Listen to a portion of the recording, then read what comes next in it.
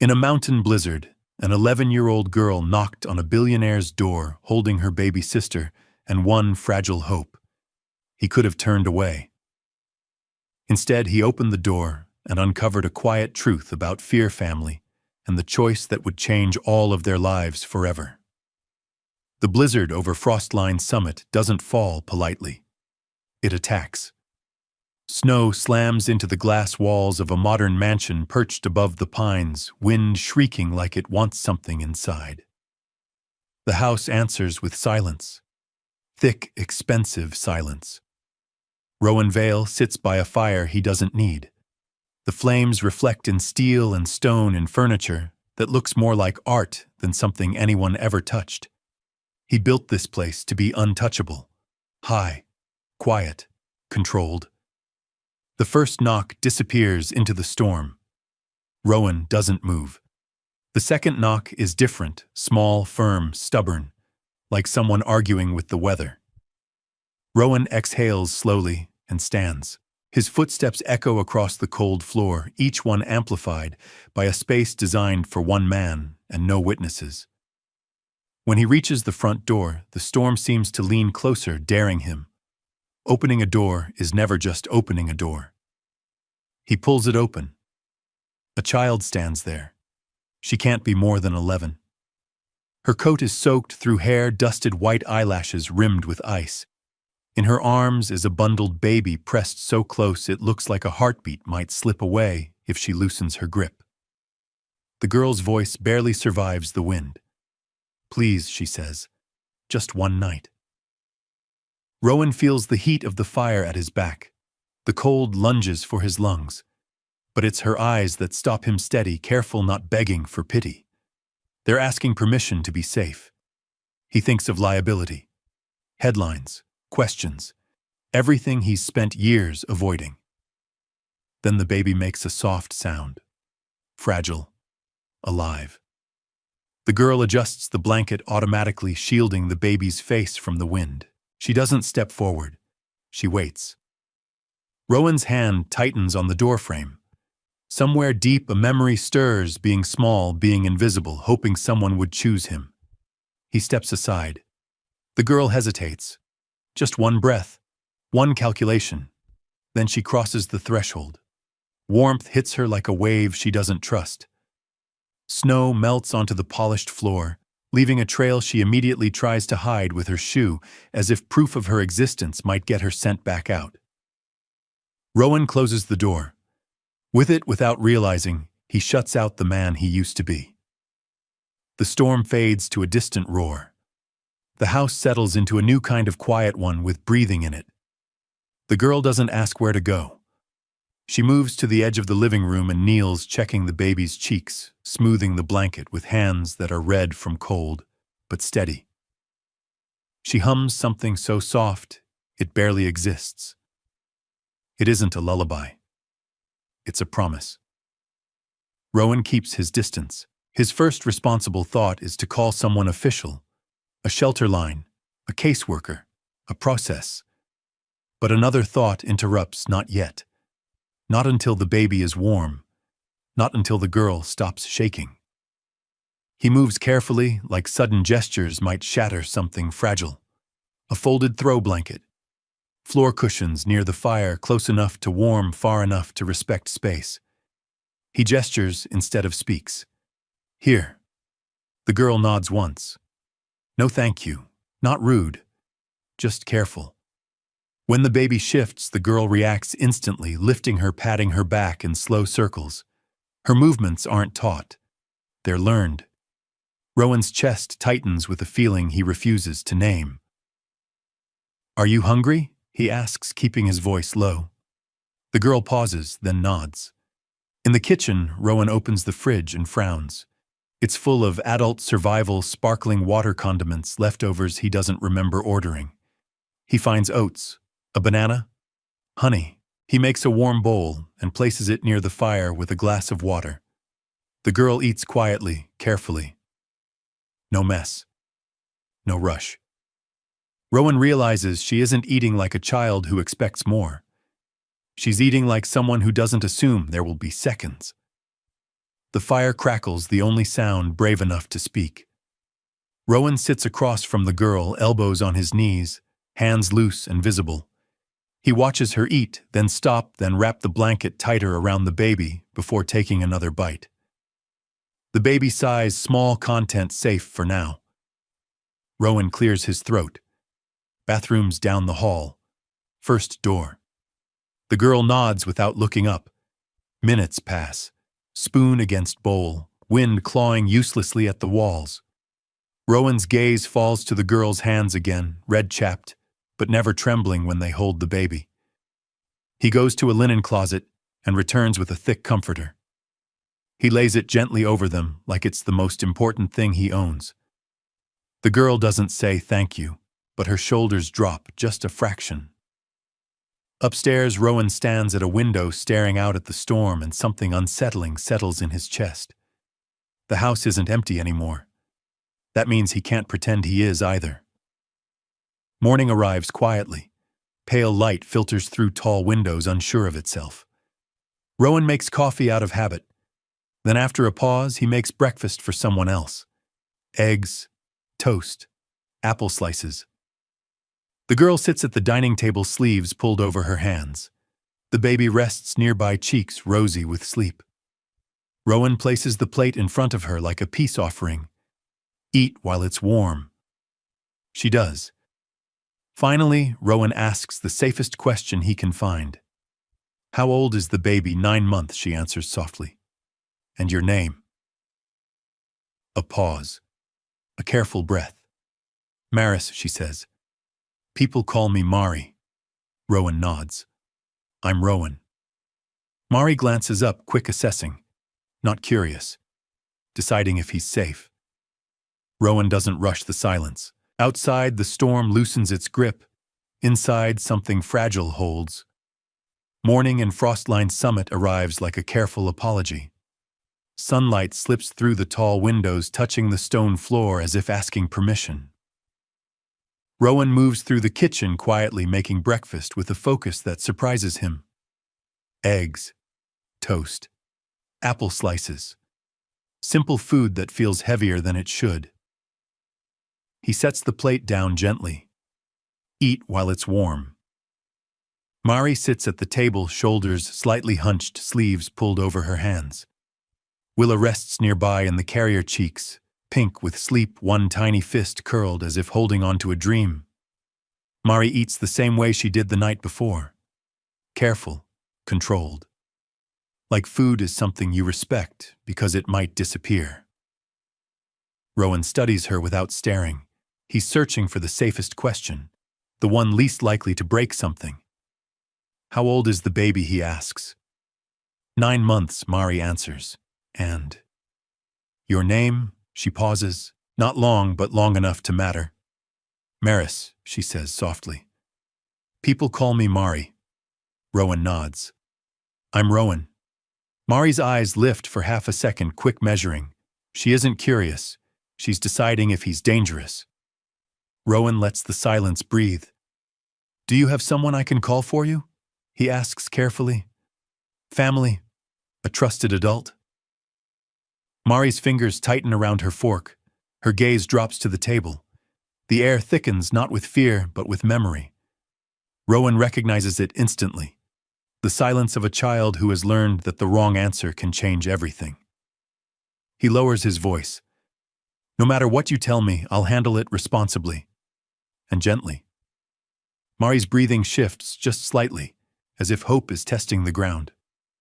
Outside, snow slides off pine branches in quiet thuds. Inside, Rowan waits. Not pushing, not rescuing, just making space. Mari speaks without looking up. Our dad was Gideon, she says, voice steady like she practiced it. He got sick fast. People said it was sudden. Rowan stills every muscle, listening. After that, Mari continues, we stayed with someone who said she could help. She doesn't add details. She doesn't accuse. She chooses words like they might explode if handled wrong. She got overwhelmed, Mari says, almost apologetic. She said she couldn't do it anymore. Rowan feels his jaw tighten, but he keeps his voice calm. So, You left last night. Mari nods. I thought if I could find a door with lights on, maybe someone would listen. The words land hard. Rowan's mind shifts into responsibility mode, legal steps, medical care documentation. But first clarity. I'm going to call someone, he says gently.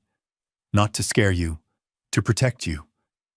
Mari stiffens instantly, like fear has a switch in her spine. Please don't, she whispers. Rowan raises his hands, slightly slow and open. I won't call anyone who would separate you without a plan. I'm calling an attorney friend. She helps kids. She knows how to do this right. Mari finally looks at him fully. An attorney. Yes. Her name is Harper Sloan. She's kind and thorough. Mari swallows. Will she make us leave? Rowan shakes his head. No. She'll help me make sure you're safe. Both of you. Mari looks down at Willa, adjusting the blanket automatically, like the world might steal her if she doesn't guard every inch. Rowan stands and makes the call from the kitchen, where Mari can see him the whole time. No closed doors, no secrets, just a quiet promise forming in real time. Harper answers on the second ring. Rowan, her voice shifts instantly. Professional, focused. What's going on? 2 kids showed up at my door during the storm, Rowan says quietly. An 11-year-old and a baby. A pause. Then are they safe right now? Yes, Rowan answers. Warm, fed, calm, and frightened, he adds. Good, Harper says. I'm coming today. Don't post anything. Don't sign anything. Keep notes. Keep them comfortable. When Rowan hangs up, he doesn't rush back to the table. He walks slowly, deliberately, like every step matters. Mari, he says, stopping at a respectful distance. She's on her way. She's going to help us do this properly. Mari nods, eyes fixed on Willa. You're safe here, Rowan continues. And I do what I say. Mari doesn't respond, but something fragile shifts in her posture. Not trust, not yet, relief maybe. That afternoon, Rowan brings extra blankets, a clean towel, a small basket with tissues and water. He doesn't hover. He doesn't ask more questions. He lets the house do what it's never done before. Hold people. Upstairs, Rowan looks out at the mountains and feels something unsettling tighten in his chest. The mansion isn't empty anymore, and that means he can't hide behind quiet. Downstairs, Mari hums softly while rocking Willa, still guarding, still alert. But now, for the first time since she arrived at the door, she hums a little longer, as if the night might pass, as if the door might stay open. Harper Sloan arrives before dusk, her SUV dusted with snow like the mountain tried to test her resolve. She doesn't rush into the house. She pauses at the door, shakes off the cold, then steps inside as if she's entering a space that matters. No clipboard out, no sharp questions, just calm. She kneels to Mari's height. Hi, Mari, I'm Harper, she says gently. Rowan asked me to help keep you and Willa safe. Mari studies her the way she studies weather, waiting for sudden shifts. Harper doesn't fill the silence. She lets Mari take the lead. Do you want to sit by the fire? Harper asks, or at the table. Mari glances at the hearth, then nods. The fire. Harper sits nearby, not too close, not too far. You're not in trouble, she says. My job is to make sure adults do the right things, so kids don't have to carry everything alone. Mari's grip on Willa loosens by a fraction. In the kitchen, Harper speaks quietly with Rowan. Her voice is low, direct. We do this clean. Temporary emergency placement, immediate medical check, child welfare coordination, transparent, cooperative. No surprises. Rowan nods. He likes the way she doesn't dramatize. She treats this like what it is, serious but solvable. That evening, Willa fusses. Not dramatically, just enough to sharpen Mari's attention. Mari checks her sister's forehead, worry flickering behind her eyes. Rowan steps in the way a responsible adult should. Let's take her temperature, he says calmly. We can call the nurse line. No panic, no fear. Harper watches quietly, then sits beside Marie. You've done a lot for your sister, she says. You're doing great. Mari lifts her chin. I can handle it. Harper nods. I believe you, and you still deserve backup. For the first time, Mari doesn't argue. Outside, the storm finally loosens its grip. Inside, something steadier begins to form. Morning turns the world white and still. Rowan prepares the car with careful efficiency. Mari buckles Willa into her seat with hands that know exactly what to do. Too well. Rowan notices. He doesn't comment. On the drive, snow-laden trees bow toward the road. The sky looks like a blank page. Why did you open the door? Mari asks suddenly. Rowan grips the wheel. I don't know, he admits. Then after a beat, because I remembered what it feels like when nobody does. Mari looks back out the window. Her breathing changes, subtle but real. The clinic is bright and clean. A nurse greets them warmly, speaking directly to Mari. You're doing great. Let's check on your sister. Mari stays close as Willa is examined. The doctor's tone is calm, factual. Mild winter irritation. Common, treatable, hydration, follow-up. No scary words, no urgency designed to frighten. Rowan listens intently, asking clear questions, taking notes. He doesn't drift into his phone. He doesn't disappear into paperwork. Mari watches him, stunned by something simple and rare. He's acting like this is his responsibility. At the front desk, 2 county child welfare workers check in. Professional, polite, ordinary. Mari stiffens instantly. Fear rises like muscle memory. Rowan notices. He steps slightly in front of her, not blocking, not hiding, grounding the moment. One worker approaches. Sir, we received a report regarding a baby with an older sibling. We're just confirming everyone's safe. Rowan's voice is steady. I'm Rowan Vale. My attorney Harper Sloan filed emergency paperwork this morning. You're welcome to contact her. The worker nods, relieved by the clarity. Thank you. We'll coordinate through your attorney. No confrontation, no threat. Mari exhales slowly. Rowan lowers his voice. See, no one's here to scare you. Mari doesn't smile. She steps closer to him instead. Back at the house, the storm is gone. The world looks polished, almost gentle. Inside Rowan's mansion doesn't look different, but it feels different. A baby bottle rests on the counter. A tiny sock lies near the couch. Harper has left a small box of crayons on the coffee table without comment. Mari sits on the floor and colors. Willa babbles nearby, content on a blanket. Rowan opens his laptop to file paperwork, but he keeps glancing up like he's afraid the scene will disappear if he looks away too long. Mari hums softly, not for attention, just because silence doesn't feel safe to her. Rowan closes the laptop.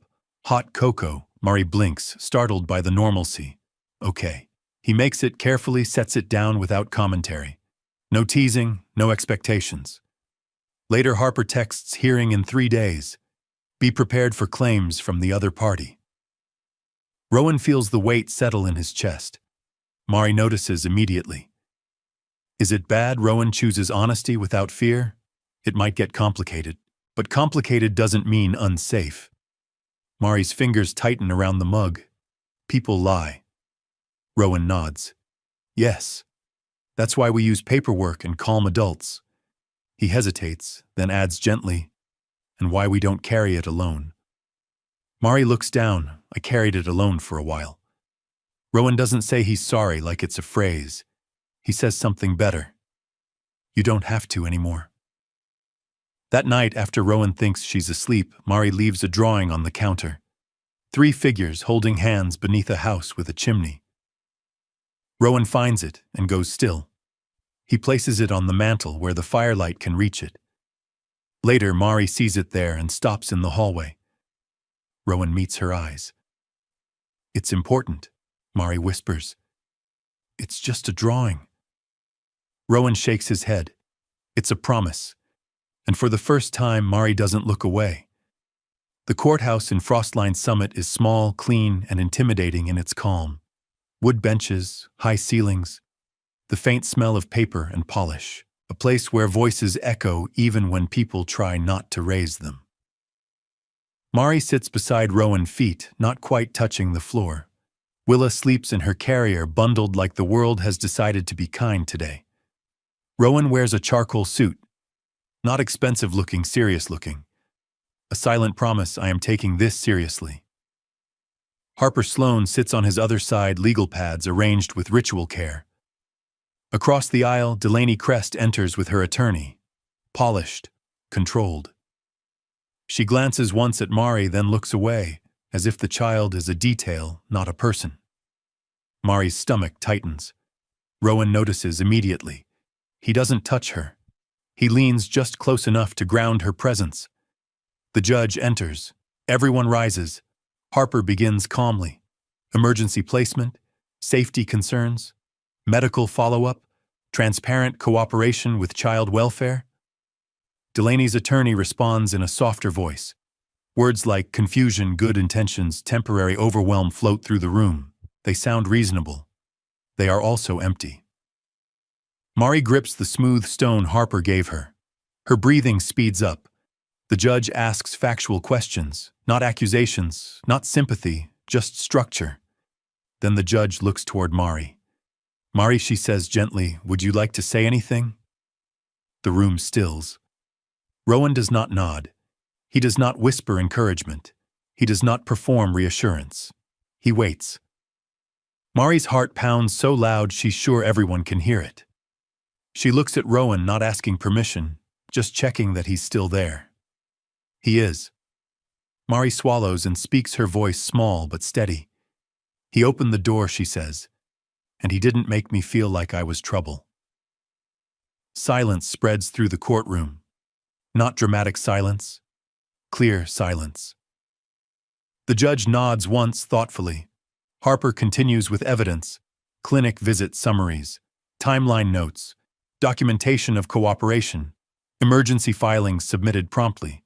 Delaney's attorney attempts clarification. The story shifts slightly each time it's retold. The judge notices. Judges always notice patterns. The child welfare representative speaks next. Professional, neutral, calm. Mr. Vale has been cooperative, transparent, and prepared. The children appear calm, bonded, and well cared for. We recommend temporary guardianship with continued oversight. Mari's shoulders loosen just a little. The judge looks down at her notes, then back at Rowan. This is not a final decision, she says. But today is about safety and stability. She pauses. Temporary guardianship is granted to Mr. Rowan Vale pending further review. Continued coordination with services will remain in place. No applause, no gavel slam, just lawful protection. Mari exhales like she's been holding her breath for weeks. Outside, sunlight glints off fresh snow, sharp and clean. Rowan kneels to Mari's height. This isn't the end, he says quietly. But you're safe today. Mari nods, blinking fast. Willa wakes and babbles blissfully, unaware of courtrooms and paperwork. Rowan carries the carrier to the car with both hands careful, as if holding something sacred. On the drive back up the mountain, Mari watches the road unwind through pine trees. For the first time, she allows herself a thought she's never trusted before. Tomorrow can exist. Back at the house, Rowan begins preparing a room not like a hotel, but like a home. A nightlight, clean blankets, a small bookshelf. Mari chooses the bed closest to the hallway. Rowan doesn't question it. Safety doesn't argue. Life settles into careful routine. Remote school paperwork, pediatric follow-ups, scheduled check-ins.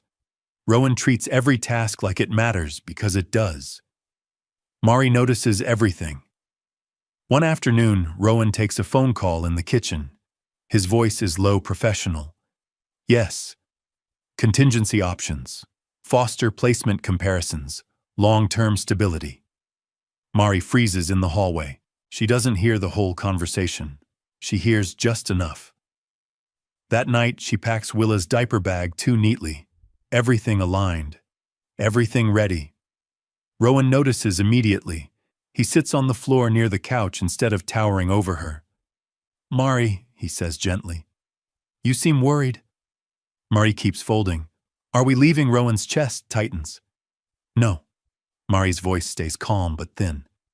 "I heard you. Adults talk like we're options." Rowan doesn't deny her experience. He honors it. "That's true," he says quietly. Mari finally looks up, eyes bright but guarded. "So tell me." Rowan takes a slow breath. "This moment matters more than courtrooms." "I did make that call," he says. "Not because I want you gone." Mari's fingers curl into fists. "I was scared," Rowan continues. "Not of you, of myself." Mari frowns. "Of what? Of failing you?"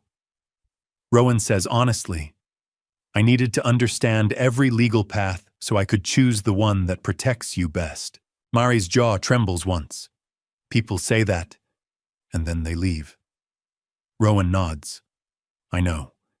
He reaches for a folder on the table and opens it, not pushing it toward her, just letting her see. "Don't believe my words yet," he says softly. "Believe what I do next." Mari's eyes flick to the paperwork. Her breathing slows. The misunderstanding hasn't disappeared. But for the first time, it hasn't turned into fear either. The house is warm, but Mari's body still moves like it expects cold. She doesn't slam drawers. She doesn't cry. She doesn't accuse. She simply packs Willa's diaper bag with the quiet precision of someone who has learned that leaving first hurts less than being told to leave. Rowan watches from the doorway, not stopping her, not crowding her.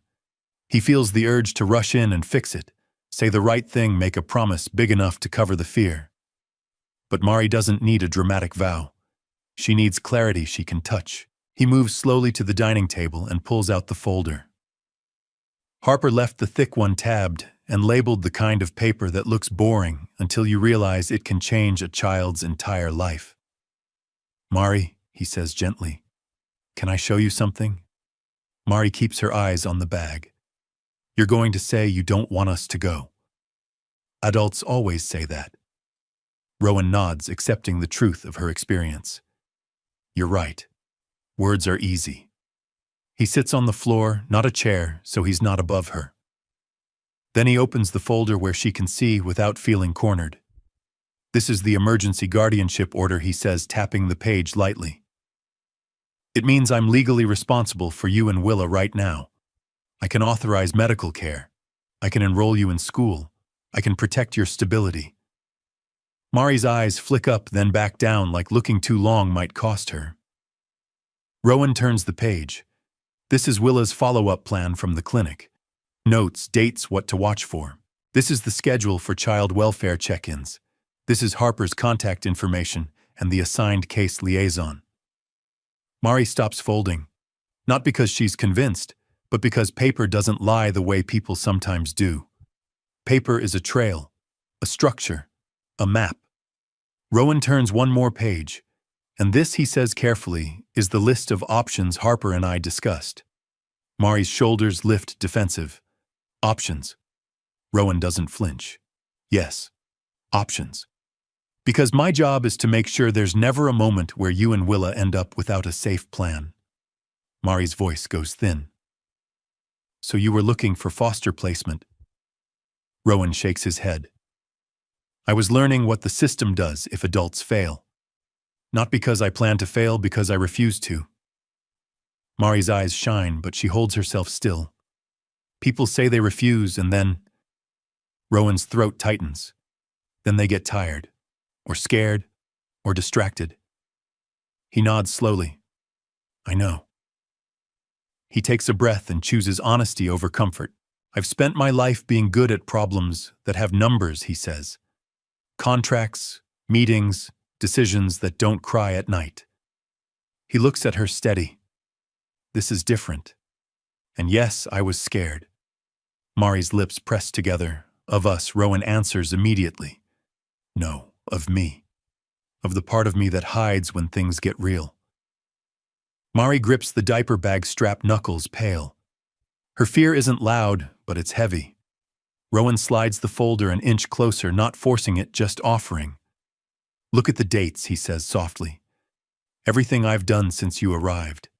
Every call, every appointment, every step through Harper, through the clinic, through the system. There's no secret plan to push you away. Mari glances down and sees it timestamps receipts, notes written in Rowan's neat, controlled handwriting, like he's building a bridge with ink. A long silence settles. Willa babbles from her blanket, kicking her feet, content enough to believe the world is safe. Mari's voice cracks just slightly. Why would you do all this? Rowan's eyes soften, but he keeps his tone calm, grounded. Because you shouldn't have to be the adult. Not anymore. Mari swallows. I don't know how to stop. Rowan nods. I believe you. He closes the folder gently, like sealing something important. I can't erase what you've lived, he says. But I can do the next right thing. Over and over. Until your body believes what your mind can't yet. Mari's gaze drops to Willa, then back to Rowan.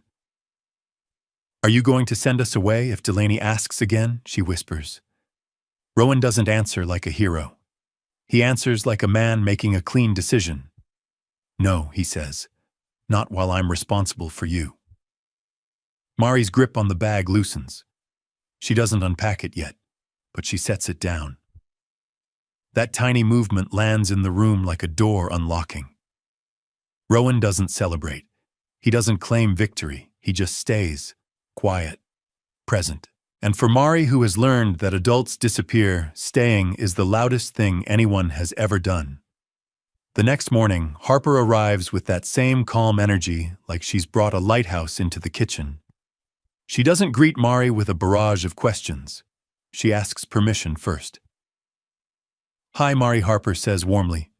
Is it okay if we talk about the next steps today? You can say no. You can ask for breaks.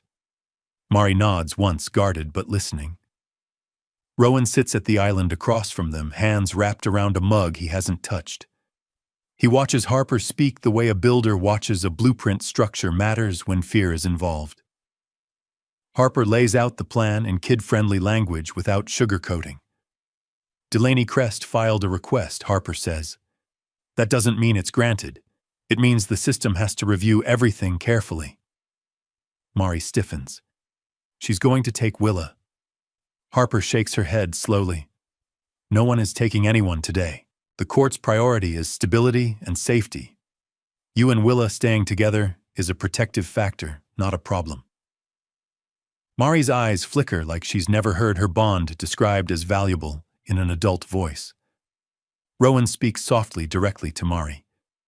You'll be heard. You're not a package. You're a person. Mari's throat moves like she's swallowing words she doesn't trust. Harper slides a small, smooth stone across the counter. For your pocket, she says. If you want it. It helps some people stay grounded. Mari takes it without comment and curls her fingers around it like it's a key. Harper continues. There will be another hearing. Until then, we keep doing what we're doing, routine documentation, medical follow-ups, school support check-ins. Calm and consistent. Consistent, Mari repeats under her breath, testing the word. Rowan feels something tighten behind his ribs. He built entire companies on consistency. He never realized how holy it could be in a child's life. Harper opens a new folder. Rowan, there's something we can file that strengthens Mari's sense of stability immediately. Mari's head lifts. Harper turns to Mari, respectful. This is important, so I'm going to speak to you directly, Mari, not about you. Mari nods, wary. Harper taps the document. This is a placement stability motion, a request that any future decisions prioritize keeping you and Willa together in the same home while the court reviews long-term outcomes. Mari's fingers tighten around the stone, so they can't split us. Harper's eyes soften. That's the goal. Mari looks at Rowan. Her voice is smaller. Can Delaney stop that? Harper answers carefully. She can argue, but arguments don't beat evidence. And Rowan has evidence, care plan, cooperation, routine, stability. Mari's gaze drops to the paper. She doesn't fully understand the legal language, but she understands what the paper represents: adults doing the work so she doesn't have to. Rowan clears his throat. Mari, he says, I'm going to say something, and you don't have to respond. But I need you to hear it. Mari looks up. I'm not building an exit plan, Rowan says. I'm building a protection plan. Mari blinks hard. The shine in her eyes appears, and she tries to swallow it. Harper slides the paper closer to Rowan. If you sign, we file today. Rowan reaches for the pen and pauses. He looks at Mari first, as if asking her permission with his eyes. Not because she's responsible for the decision, but because her dignity matters. Mari, Harper says gently, this doesn't lock you into anything you don't want. It locks the adults into behaving responsibly. Mari stares at the signature line like it's a doorway. Then she whispers, almost inaudible, I don't want to be temporary. Rowan's hand trembles slightly, surprising him. He steadies it. You won't be, he says, voice low. He signs. Harper gathers the pages and tucks them back into the folder with quiet satisfaction. Okay, she says. We just made your safety stronger. Willa babbles, clapping her hands on the blanket like she's cheering. Mari lets out a breath, long, careful, like she's allowing herself to believe in something dangerous, a future. That evening, Mari colors at the coffee table. Rowan is on his laptop, not working on business, but printing schedules, school times, meal times, clinic reminders. He pins a weekly calendar on the fridge, a family board. Mari stands in front of it for a long time. You made this, she whispers. Rowan nods. For us. Mari tests the word. Us. It doesn't sound like a trap anymore. It sounds like a place. Willa's first birthday arrives with early summer light. Not the harsh kind. The kind that makes the mountains look gentler than they are. The kind that says the worst of winter is behind you if you can believe it. Rowan stands in the kitchen wearing an apron like it's armor. Flour dusts his hands. A recipe is taped to the cabinet like a legal exhibit. The cake is trying. The frosting leans a little. The edges are uneven. It looks like someone fought for it, which is exactly what Rowan did. Mari comes down the stairs holding Willa on her hip. Both of them look like the day matters. Willa's cheeks are round and bright. Mari's hair is pulled into a neat ponytail, but one strand escapes proof she's still a kid under all that responsibility. You're one, Mari whispers to Willa, smoothing her curls. You made it. Willa gurgles and grabs Mari's hoodie string, laughing. Rowan watches from the bottom step and feels his throat tighten. He clears it quickly. I made something, he says, trying for casual. Mari's eyes flick to the cake. Is it alive? Rowan's mouth twitches. I think it's structurally stable. Mari almost smiles, almost. The dining room is modestly decorated, soft balloons, a handmade banner Mari insisted on drawing herself. The letters are uneven and perfect. Happy first birthday, Willa. Rowan places 3 candles on the cake. Mari pauses. Why 3? Rowan freezes, caught by the question he didn't expect to matter so much. He swallows. Because I think it's for all of us. Mari repeats quietly, testing the idea like it might disappear. All of us. Rowan lights the candles. The flames tremble, tiny, brave things. Okay, Rowan says, lifting his phone, awkward sincerity in his voice. Smile. Willa stares at the candles like magic, and Mari smiles. Not big, not performative, just real. Rowan captures it, a frame that looks like belonging. After the cake, after Willa's messy hands and delighted squeals, after Marie wipes frosting from Willa's chin with the gentleness of someone who has always known how to care, Rowan finds Marie by the window. She stands holding a party napkin, staring at the trees outside as if counting exits.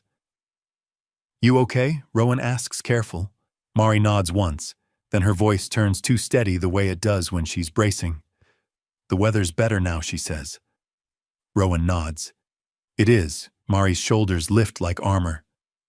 So, we don't want to bother you anymore. We can leave today if you want. The words hit Rowan like a sudden drop in altitude.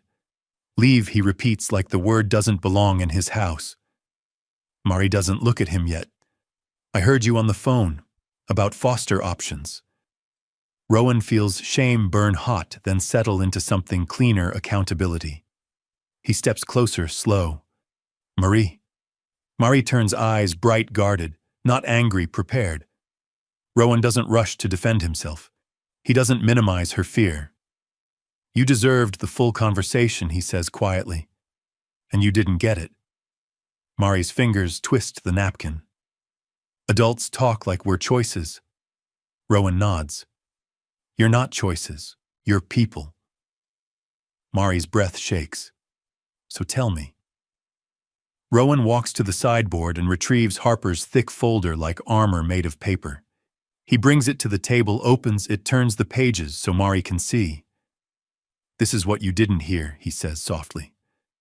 I wasn't asking how to send you away. I was asking Harper how to make sure no one can. Mari's eyes flicker. How Rowan turns to the last page and holds it in place with his fingertips, like it matters so much his hands might shake it apart. This, he says, voice rougher now, is the petition Harper prepared for the next step. Mari's mouth opens slightly. Next step, Rowan meets her eyes steady. The step that makes you and Willa permanent, if that's what you want. Mari's voice barely survives the air. Permanent, like adoption. Rowan nods once. Yes. Mari's hands curl into fists, then slowly unclench. She looks at Willa, who is babbling happily in her high chair, utterly safe. Mari whispers, "Why would you want to do that?" Rowan doesn't answer with poetry. He answers with truth. Because you changed this house, he says. And you changed me. I didn't know how empty I was until you walked in. Mari's eyes shine. She blinks fast. Rowan continues softer. And I don't want a life where you have to wonder if the door will close again. Mari's voice breaks just enough to be real. So what are we to you? Rowan kneels so they're level. He doesn't reach for her. He offers his hand open, a choice, not a demand. You want the truth, he asks. Mari nods. Rowan's voice cracks slightly. You're my family, and I want to be your dad, if you'll let me. Mari freezes, caught between two worlds. The world where adults leave, and the world where adults stay. Willa squeals and claps frosting sticky hands on the tray like applause. Mari lets out a breath like she's been holding it for years. Then she steps forward and wraps her arms around Rowan's shoulders. Not dramatic, not loud, just a child choosing safety. Okay, Mari whispers into his shoulder. Rowan's voice is barely there. Okay. And in the quiet space beside a crooked cake under a banner made by a child who finally dared to hope, Rowan Vale makes the most important vow of his life. Not for cameras, not for applause, just for home. After the word okay, the house doesn't erupt into celebration. It settles. That surprises Rowan more than anything.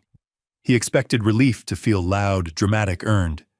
Instead, it feels careful, like something fragile has decided to sit down and trust the floor beneath it. Mari pulls back first, wiping her eyes quickly, embarrassed by them. Rowan doesn't comment. He doesn't squeeze her tighter. He respects the moment by letting it breathe. Willa babbles in her high chair, unaware that the shape of her life has shifted again. Harper arrives later that afternoon with a slim folder and a familiar calm. She takes in the scene, the cake crumbs, the crooked banner, Mari sitting cross-legged on the rug beside Willa. Harper smiles softly. Looks like a good day. Rowan nods. It was an important one. They sit at the kitchen island. Harper explains the next steps slowly, clearly, without euphemisms. This isn't instant, she says. Adoption review takes time. Interviews, home evaluation, background checks, continued child welfare coordination. Mari stiffens slightly at the word evaluation. Harper notices immediately. Nothing changes tonight, she adds. You stay here, together.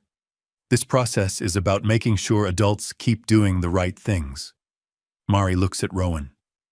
You won't change your mind, Rowan answers without hesitation. No. That certainty lands heavier than any promise. Over the next days, the house moves into a new rhythm. Rowan assembles documents like he's building something sacred. Medical records, school enrollment, schedule consistency. Harper checks in regularly, guiding without controlling. A child advocate meets with Mari, gentle, age-appropriate, respectful. She asks questions that don't feel like traps. What helps you feel safe being with Willa? What do you need when you're worried? Someone who listens. No one pressures her to say Rowan's name. That choice matters. At night, Rowan walks past Mari's door and hears quiet music playing soft, steady. He doesn't interrupt. He learns the new rules of care: knock, wait, listen. One evening, Mari asks a question that feels heavier than the others. What if Delaney tries again? Rowan sits on the floor beside the couch, grounding himself before answering. She might, he says honestly. And if she does, we'll respond the same way we always have. Calm, transparent, with Harper. Mari swallows. And if the judge says no, Rowan meets her eyes. Then we keep showing up. We don't disappear. Mari considers that, then nods once. That night, she leaves a drawing on Rowan's desk. 3 figures holding hands. This time, the lines are darker, firmer. The house in the picture doesn't look temporary anymore. The second hearing feels different, not easier, clearer. The courtroom is the same wood benches, quiet authority. But Mari walks in with steadier steps. Willa rides on Rowan's hip, now curious fingers reaching for his collar like she owns the place. Harper sets her notes down with calm precision. Across the aisle, Delaney Crest sits straighter than before, her confidence rehearsed. Her attorney speaks about readiness, renewed capacity, intentions to resume care. The words float. The facts hold. Harper responds with evidence, not emotion. Consistent routine. Medical follow-through. Educational stability. Child welfare reports. Advocate notes. Then the judge looks toward Mari again. Mari, she says kindly, do you feel safe where you are now? Mari doesn't rush. She presses her feet into the floor. She feels the stone in her pocket. Yes, she says. Do you want to stay together with your sister? Mari's hand moves instinctively to Willa's back. Yes. The judge nods. Would you like to say anything else? Mari looks at Rowan. He doesn't nod. He doesn't coach. He waits. Mari speaks with quiet honesty. He listens. And when I'm scared, he explains things instead of pretending everything's fine. The courtroom stills again. Not dramatic, decisive. Child welfare gives their recommendation: continued placement with Rowan authorization to proceed with adoption review, maintaining sibling unity. The judge delivers the ruling with measured calm. The court prioritizes stability, continuity, and demonstrated care. Continued placement with Mr. Vale is ordered. Mari doesn't cry. She exhales. Outside, the air feels lighter. Spring has crept higher up the mountain. Snow lingers only in the shadows. Rowan kneels in front of her. You okay? Mari nods, then carefully leans into him. Not collapsing, choosing. Willa laughs, delighted by the movement. Rowan stands there, holding both girls, feeling the weight of responsibility settle into something else. Belonging. Summer arrives quietly in Frostline Summit. The adoption review moves forward without spectacle. Home evaluations are respectful. Questions are clear. Rowan answers honestly without trying to impress. Mari participates when she wants to. She takes breaks when she needs to. No one punishes her for caution. One afternoon, Harper arrives with a thick envelope. She doesn't announce it. She sets it on the table like something that deserves quiet. Rowan opens it slowly. Inside, the decree. Names printed cleanly on the page. Maris Renly Vale, Willa Renly Vale. Rowan's breath catches. He traces the letters once, careful like they might disappear. Mari stands in the doorway holding Willa on her hip. "It's real?" she asks. Rowan nods. "It's real." Mari steps closer, eyes fixed on the paper. "Does this mean—" "We don't have to leave." Rowan stands and walks to them. "It means nobody can make you feel temporary again." Mari hugs Willa closer. Willa reaches for Rowan's sticky fingers, grabbing his sleeve. Rowan laughs softly and takes her. They sit on the porch swing that evening. The mountains glow gold. The air smells like pine and warm earth. Mari watches the trees sway. "I used to think forever was loud," she says quietly. Rowan looks at her. "It's not," Mari continues. "It's just steady." Rowan nods. "That sounds right." Mari hesitates. Then, without looking at him, she says it. "Dad." The word lands gently. No announcement, no test. Rowan doesn't answer right away. He lets the moment be what it is. Then he says, "I'm here." Mari smiles, small, real, unguarded. Willa babbles between them, clapping like she agrees. The porch light flicks on as the sun dips behind the trees. Inside the house no longer echoes. It holds. Life doesn't change all at once. It changes in lists taped to the fridge, in backpacks placed by the door the night before, in bottles warming quietly on the counter while the sky lightens outside. Rowan builds a family board on the kitchen wall, not flashy, not decorative. A schedule, school times, pediatric reminders. A note that says Friday dinner Mari chooses. Mari stands in front of it longer than necessary. "You made this," she says softly. Rowan nods. "So nothing sneaks up on us." Mari touches the corner of the paper like she's checking if it's real.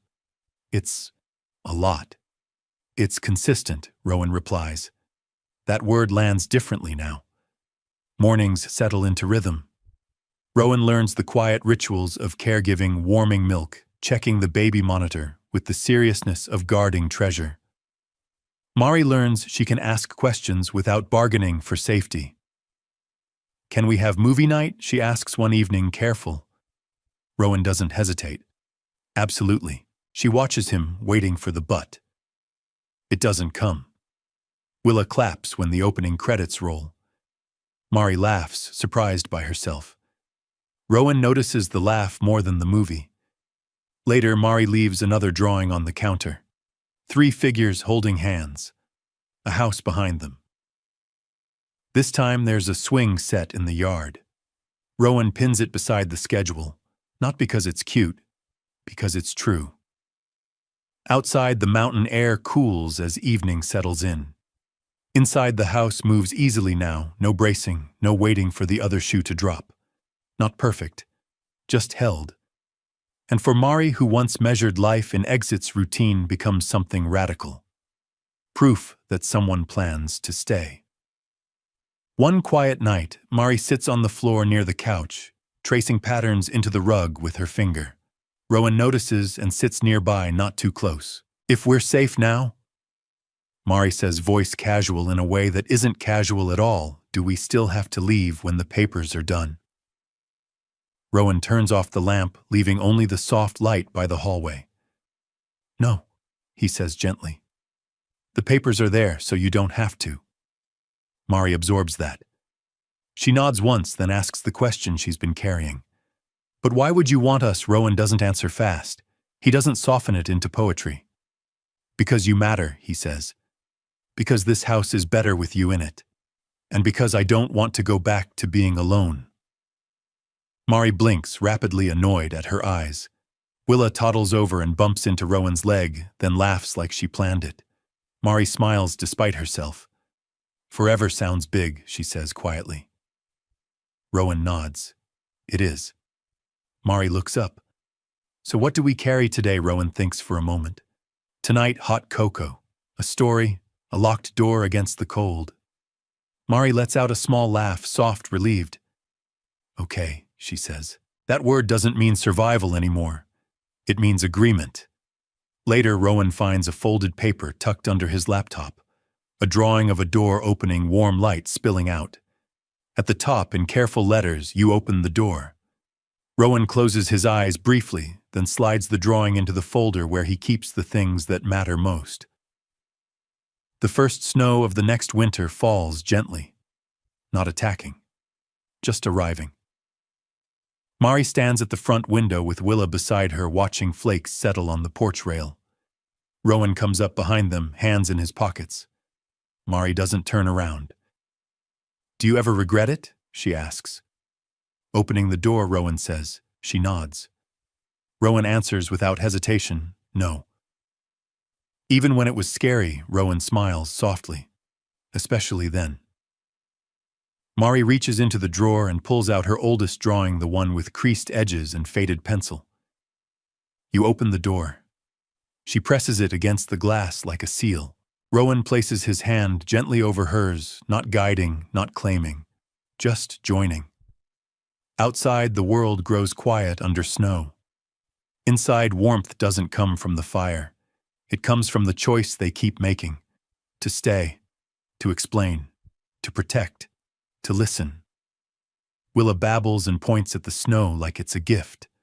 Mari leans her head against the wall and exhales. "I think I believe it now," she whispers. Rowan looks at her. "Believe what? That we're not going anywhere." Rowan nods. "You're right." Mari smiles, small, certain. "Okay, Dad." The word lands and stays. The porch light glows steady in the gathering dusk, a quiet signal to the cold beyond the trees. Not tonight. Not here. This door opens. Did this story leave a lasting impression on you? We'd love to hear your thoughts. Leave a comment, rate it from 1 to 10, and tap the end screen to see another heartwarming story waiting for you. Don't forget to like, share, and subscribe, then tap the bell icon so you don't miss any new stories. Until our next story.